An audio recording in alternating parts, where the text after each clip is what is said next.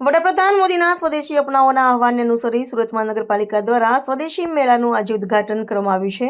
આ કાર્યક્રમનું આયોજન સ્થાનિક ઉત્પાદનો અને શિલ્પકારોને પ્રોત્સાહન આપવા તેમજ નાગરિકોમાં સ્વદેશી ઉત્પાદનોના પ્રત્યે જાગૃતતા વધારવા માટે શરૂ કરવામાં આવ્યું છે। મેળામાં સ્થાનિય રીતે નિર્મિત વિવિધ પ્રકારના ઉત્પાદનોની પ્રદર્શની અને ખરીદવાની સુવિધા ઉપલબ્ધ કરવામાં આવી છે। કાર્યક્રમને સંબોધિત કરતા પૂર્ણેશ મોદીએ કહ્યું કે વડાપ્રધાન શ્રી નરેન્દ્ર મોદીએ સ્વદેશીનો મંત્ર આત્મનિર્ભર ભારતની દિશામાં એક મહત્વપૂર્ણ પગલું છે। આ મેળો દેશના ઉદ્યોગો અને કારીગરોને બળ પૂરું પાડશે। સુરતના મેયરશ્રીએ નાગરિકોને મેળામાં ભાગ લેવા અને સ્વદેશી ઉત્પાદનોને પ્રોત્સાહન આપવાનું આહવાન કર્યું છે। એસએમસીના અધિકારીઓએ જણાવ્યું કે આવા આયોજનોથી દેશની અર્થવ્યવસ્થા મજબૂત થશે અને રોજગારના નવા અવસરો સર્જાશે। બીજી ઓક્ટોબર 2025 પૂજ્ય મહાત્મા ગાંધીજીનો જન્મદિવસ। આજે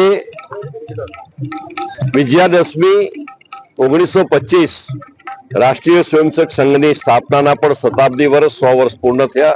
ડોક્ટર હેડગેવાર સાહેબે કરેલી આરએસએસની સ્થાપનાને શતાબ્દી વર્ષની પણ મનાવી રહ્યા છે।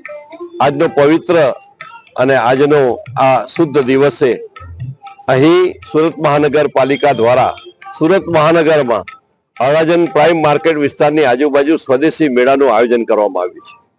જે એની પાછળનો જે આપણો સિદ્ધાંત હેતુ ધ્યેય જે છે એ બહુ સ્પષ્ટ છે, વોકલ ફોર લોકલ ને લોકલ ટુ ગ્લોબલ।